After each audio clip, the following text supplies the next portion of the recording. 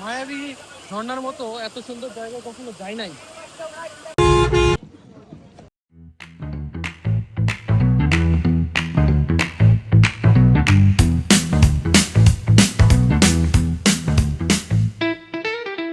যাচ্ছি সিলেটের উদ্দেশ্যে, দেখা হচ্ছে সিলেটে। কিশোরগঞ্জের পাগলা মসজিদে আমরা কিছুক্ষণ দাঁড়িয়েছিলাম দেখার জন্য, তারপর ভৈরবে টানা 3 ঘন্টা জ্যামে ছিলাম সকালবেলা। এখানকার মানুষ দেখি সবাই ট্রেনেই যাতায়াত করে। এইভাবেই সিলেট শহর পাড়ি দিয়ে সিলেট পার হয়ে আমরা ভোলাগঞ্জ রোডে অলরেডি চলে এসেছি।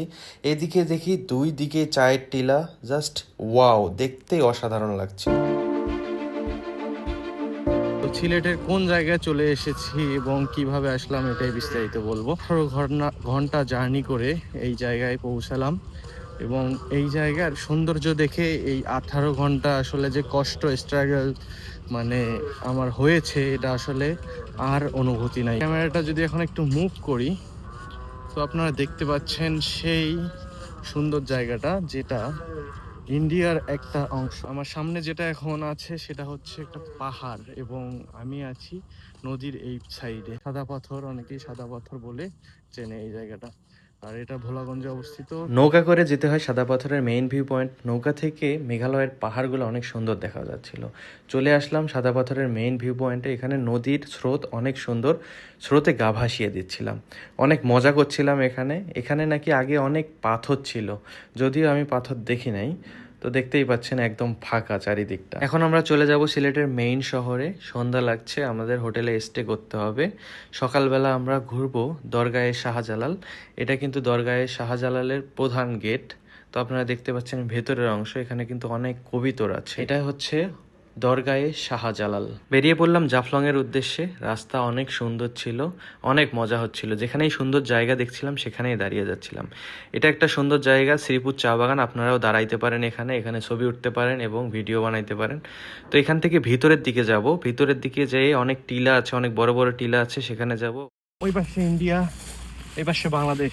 এরকম সৌন্দর্য যদি আপনারা না দেখেন তাহলে আসলে কি দেখবেন। মেঘালয়ের পাহাড়গুলো এখানে একদম মেঘে ঢাকা ছিল। এই জায়গাটা আসলে অনেক সুন্দর ছিল, আপনারা কিন্তু দাঁড়াইতে পারেন এখানে। তো আমরা এখন এখান থেকে যাচ্ছি লালাখালের দিকে। লালাখালে কিন্তু আমরা চলে এসেছি এবং আমরা চলে এসেছি একদম জাফলং 0 পয়েন্টে। তো দেখতে পাচ্ছেন আমরা জাফলংয়ের কতটা কাছে আছি। তো এখান থেকে আমরা এখন নিচে নামবো, নিচে নেমে তারপর আমরা যাব মায়াবী ঝর্ণার দিকে। আমরা কিন্তু এখন এগোচ্ছি মায়াবী ঝর্ণার দিকেই, সামনেই দেখতে পাচ্ছেন। তো এটাই সেই মায়াবী ঝর্ণা। উপরের অংশে এখন যাব। প্রবল স্রোত, কিন্তু এখানে একটা স্টেপ ওঠা আমার হয়ে গেছে। স্টেপ বাই স্টেপ আমি উপরে উঠবো এবং সবাই কিন্তু নিচে দেখতে পাচ্ছেন গোসল করছে, উপরেও গোসল করছে। আমি চাই আপনারা সবাই ঘুরেন, এত এত সুন্দর জায়গায় আসেন। মাশাআল্লাহ,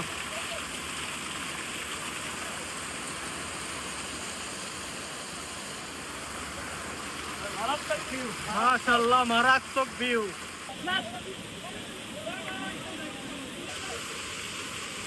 মায়াবী ঝর্ণা পার হলেই খাসিয়াপল্লী। আমরা যথারীতি মায়াবী ঝর্ণা থেকে খাসিয়াপল্লির দিকে যাচ্ছিলাম, সাঁতার কেটে চলে গেলাম খাসিয়াপল্লী একদম।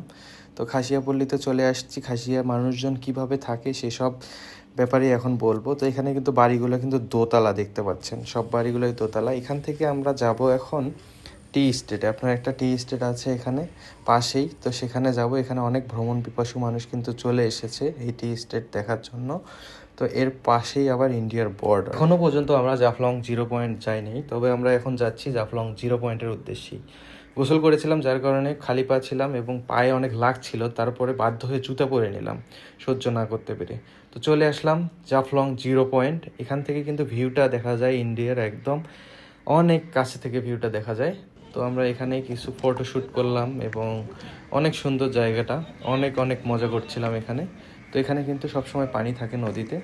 তো নদীতে পানি থাকার পরে আমি যাচ্ছিলাম, যাওয়ার পর হট করে পড়ে গেলাম। শেষ, বিদায় শেষ। দেখা হবে অন্য কোনো ভিডিওতে। ততক্ষণ ভালো থাকবেন, সুস্থ থাকবেন, নিজের খেয়াল রাখবেন।